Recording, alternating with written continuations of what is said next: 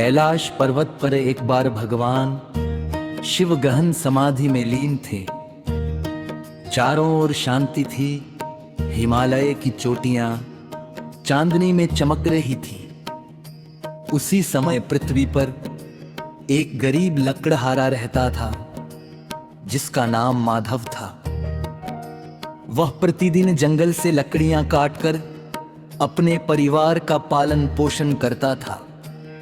माधव बहुत गरीब था, लेकिन उसका मन भगवान शिव की भक्ति से भरा रहता था।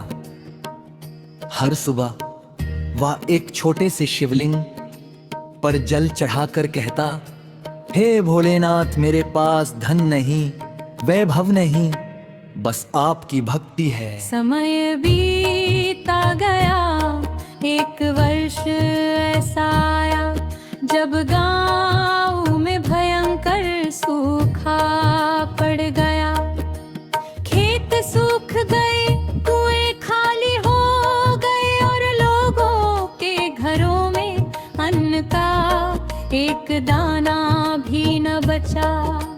माधव के घर की स्थिति भी बहुत खराब हो गई। उसके बच्चे भूखे सोने लगे।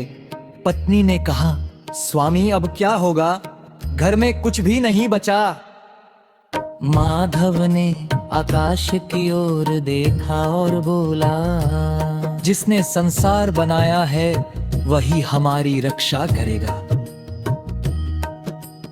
अगले दिन वो जंगल की ओर चला गया। रास्ते में उसे एक वृद्ध साधु दिखाई दिए। साधु अत्यंत कमजोर और भूखे लग रहे थे। साधु बोले, बेटा, कई दिनों से भूखा हूं, कुछ भोजन मिल जाए तो बड़ी कृपा होगी। माधव के पास केवल एक रोटी थी जो उसकी पत्नी ने उसके लिए रखी थी। उसने बिना सोचे वो रोटी साधु को दे दी। साधु मुस्कुराए और बोले, भोलेनाथ तुम्हारी भक्ति से प्रसन्न हैं। ये कहकर साधु अदृश्य हो गए। माधव आश्चर्य में पड़ गया। उसी रात उसे स्वप्न में भगवान शिव के दर्शन हुए। जटाओं से गंगा बह रही थी, मस्तक पर चंद्रमा सुशोभित था और उनके मुख पर दिव्य मुस्कान थी। भगवान शिव बोले, माधव, तुमने अपने हिस्से का भोजन भी दान कर दिया।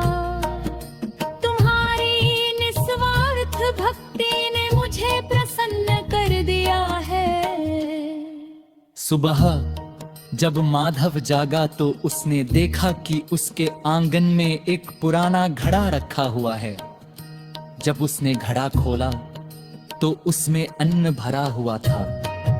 माधव समझ गया कि ये भोलेनाथ की कृपा है, लेकिन वो लालची नहीं बना। उसने उस अन्न का एक बड़ा भाग गांव के गरीब लोगों में बांट दिया। धीरे धीरे पूरे गांव में ये बात फैल गई कि भगवान शिव अपने भक्तों की रक्षा अवश्य करते हैं। कुछ महीनों बाद वर्षा हुई। खेत फिर से हरे भरे हो गए। गांव में खुशहाली लौट आई। गांव के लोगों ने मिलकर एक सुंदर शिव मंदिर बनवाया। माधव प्रतिदिन वहां जाकर भजन गाता। भोलेनाथ दयालु हैं, भक्तों के रखवाले हैं।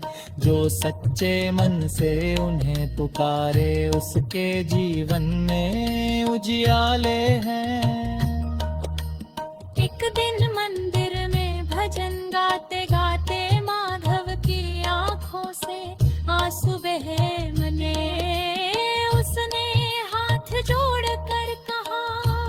प्रभु, आपने मुझे सिखाया कि सच्ची संपत्ति धन नहीं बल्कि दया और भक्ति है।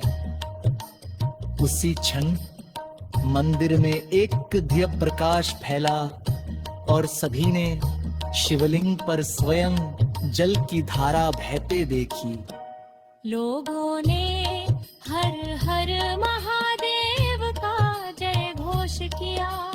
तब से ये कथा पीढ़ियों तक सुनाई जाती रहे कि भगवान शिव केवल बड़े यज्ञों से नहीं बल्कि सच्चे हृदय और निष्काम सेवा से प्रसन्न होते हैं।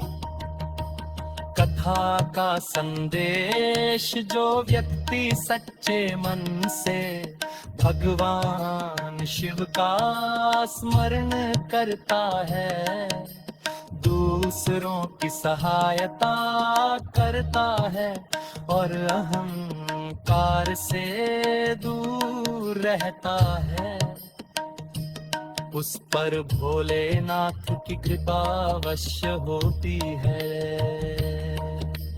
हर हर महादेव, हर हर महादेव का जय घोष किया।